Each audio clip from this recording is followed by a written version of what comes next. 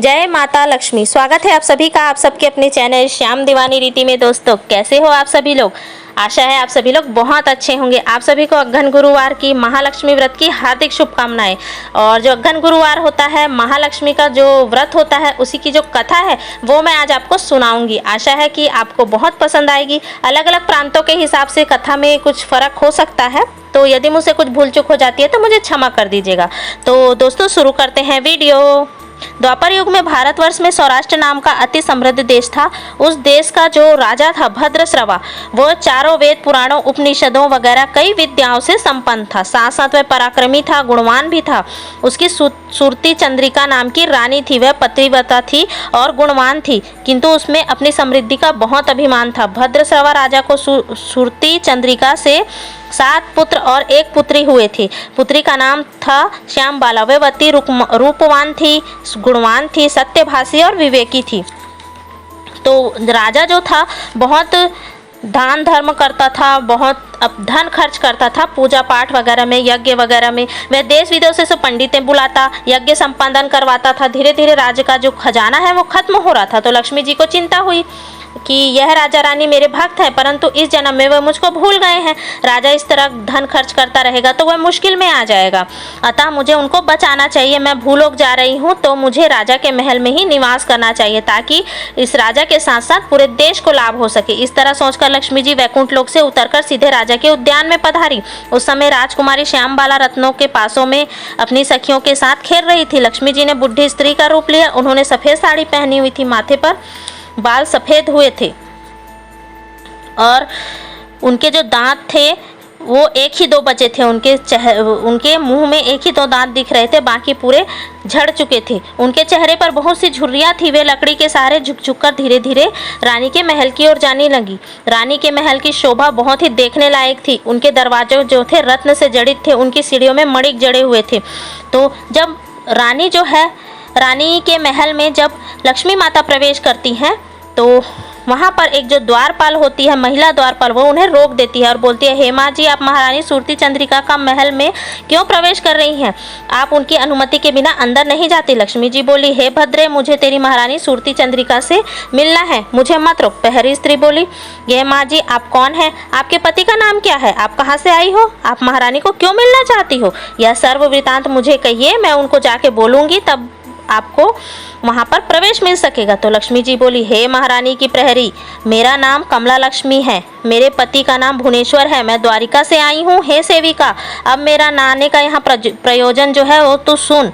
तेरी महारानी सुरती चंद्रिका पूर्व जन्म में वैश्य के घर में जन्मी थी। वह सामान्य स्थिति की थी। उसका ब्याह भी सामान्य वाणिक के यहाँ हुआ था। धन की तकलीफ के कारण एक बार उसने अपने पति को झगड़ा किया। इससे उसके पति ने उसको बहुत पीटा और घर से निकाल दिया। वह घर के बाहर बैठकर रो रही थी और जब मैं वहाँ से गुजर रही थी तो मैंने उसको देखा और मुझे उस पर बहुत दया आई। मैंने उसे रोने का कारण पूछा। उसने रोते रोते मुझे अपनी गरीबी सुनाई। उसकी गरीबी दूर करने के लिए मैंने उसे गुरुवार का जो व्रत है, महालक्ष्मी व्रत, उसके बारे में कहा था। तो उस व्रत को उसने विधि पूर्वक किया और उसने हर्षपूर्वक महालक्ष्मी का जो फल स्वरूप देने वाला, धनवान बनाने वाला, वैभवशाली वाला बनाने वाला जब उसने व्रत किया, तो इसके फलस्वरूप वह अति धनवान और वैभवशाली बनी। उसके पति ने भी मेरा व्रत किया। इस तरह दोनों व्रत के प्रभाव से पूरी जिंदगी सुख और शांति समृद्ध रहे। जब वे मर गए तब उनके जीवन आत्मा को लेने यमराज के दूत आए। वे मृत्युवश दंपति की जीवात्माओं को काल पाश से बांध कर यमपुरी ले जाने के लिए तैयार हुए। तभी लक्ष्मी जी के स्वप्रकाश वगैरह पार्षदों वहां आए।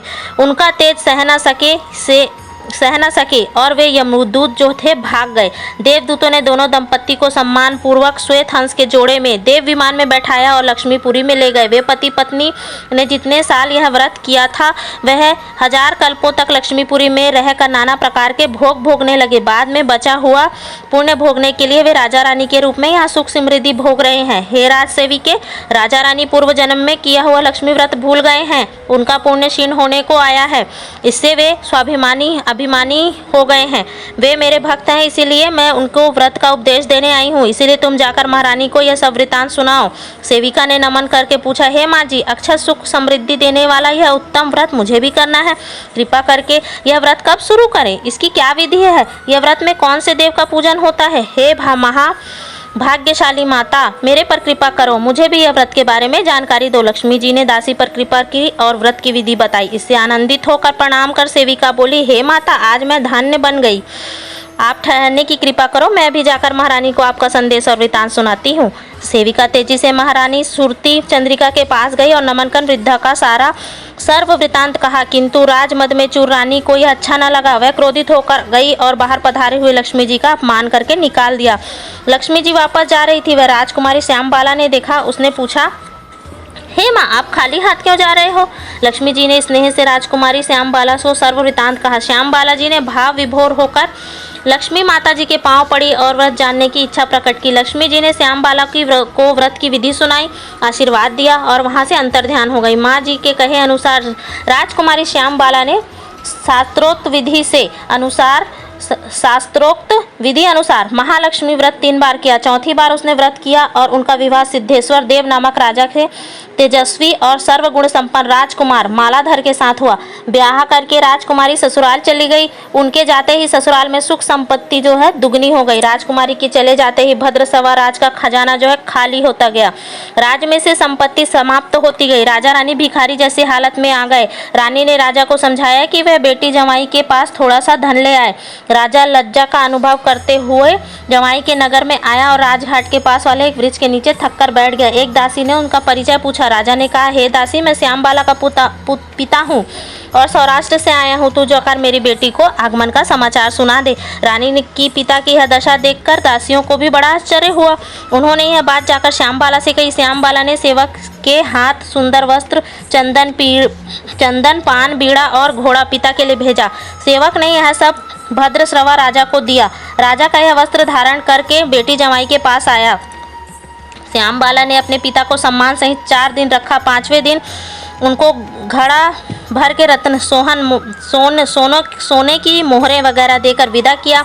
घर जाकर राजा ने जब घड़ा खोला तो उसमें कोयले थे। यह सब महालक्ष्मी जी के कोप से हुआ था। कोयले देखकर पति पत्नी बेटी पर क्रोध आया और अब वे क्या करते। राजा फिर से रानी को लेकर बेटी के घर गया। श्यामबाला ने दोनों को सम्मान सहित महल में रखा। दूसरे दिन गुरुवार था।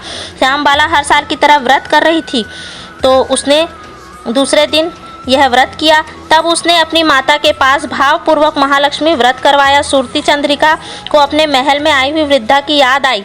रानी ने सच्चे हृदय से माता लक्ष्मी से क्षमा मांगी। 7वें गुरुवार को व्रत का उद्यापन करके राजा रानी माँ की प्रेरणा से अपने राज्य में आए। उन्होंने देखा तो राज्य में पहले की तरह ही दशा हो गई थी। पूरा राज्य हरा भरा हो गया था। उनका खजाना भर गया था। पहले से भी अधिक संपत्ति आ गई थी। राजा रानी ने महालक्ष्मी की माता की बात सबको बताई और उनकी जय बुलाई। व्रत के प्रभाव से पहले की तरह सुखी हो गए और उनकी श्रद्धा जो थी वह दृढ़ हो गई।